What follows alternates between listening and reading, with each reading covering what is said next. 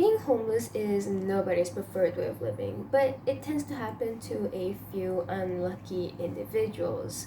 According to a recent report by Think City, the amount of homeless people in Malaysia have doubled for the past 4 years, with 2020 reported to have about 52,000 people living on the streets.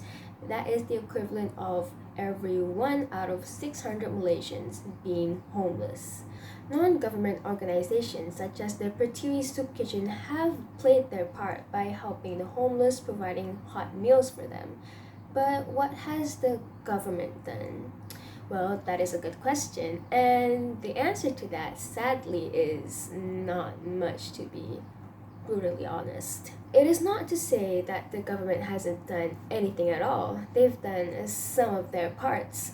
But for those who are still stuck living under bridges and on sidewalks, the government is basically telling them that they're doomed for life.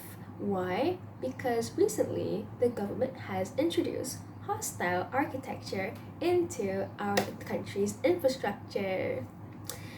So, for today, my name, Nura Adini binti Ahmad Zulizan, would like to enlighten you and give some awareness as to why hostile architecture is unacceptable and how we as a society can step up and do our part to help the homeless. Now, what I'm saying today only applies to public spaces such as beaches, parks, public spaces, and anything alike. So when it comes to public property, it is totally up to the owner, because I know personally that I wouldn't want anyone that I do not identify to be known to be living in front of my house. Like, I wouldn't want that, and I don't think anyone else would. So this only applies to public spaces. And so with that being put aside, what exactly is hostile architecture? Well, hostile architecture, better known as anti-homeless architecture, is supposedly a form of architectural design used to maintain order and prevent crime.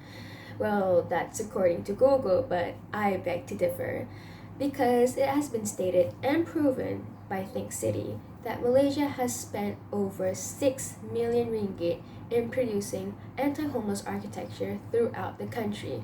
Literally 6 million ringgit to chase people out of public spaces. Spikes under bridges, funky benches such as those armrest benches and those slanted ones, and not to mention awkwardly placed rocky pavements, is literally what our government is wasting 6 million ringgit on. This has to be repeatedly said because it is not only unbelievably stupid but unacceptable, because there are alternatives to hostile architecture, and one of them is cheaper and simpler, and that is the government could have just used federal funds to provide affordable housing for those in need.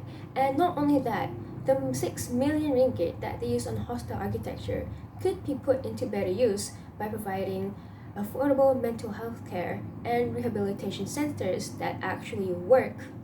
Since, when it comes to homelessness, the three main reasons as to why this happened is because 1. Economic issues such as low income and unemployment, 2. Mental health issues, and finally 3. Drug addiction. So basically, what I'm trying to say is that what the government is doing right now just doesn't make sense. Because not only is hostile architecture unnecessary and overly expensive, it is also dangerous to the point where it can be life-threatening. For you to understand what I mean by life-threatening, let's take an example, which is America. So, in America, their spikes are not only under bridges and flyovers, but they can also be seen on air vents, which are a hotspot during the winter for the homeless community, as it prevents them from being frozen to death. But sadly, they are freezing to death thanks to the spikes. And these life-threatening situations do happen in Malaysia, just in a different way. With the arrival of hostile architecture, the homeless community is forced to get creative as to where to seek shelter, and in some cases, they can also be hit by oncoming vehicles or just, on the spot get murdered, you know.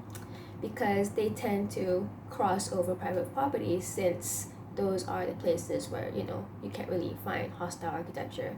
Apart from the government playing their part better, we as a society should also stand up, hold hands, and together overcome homelessness in our country.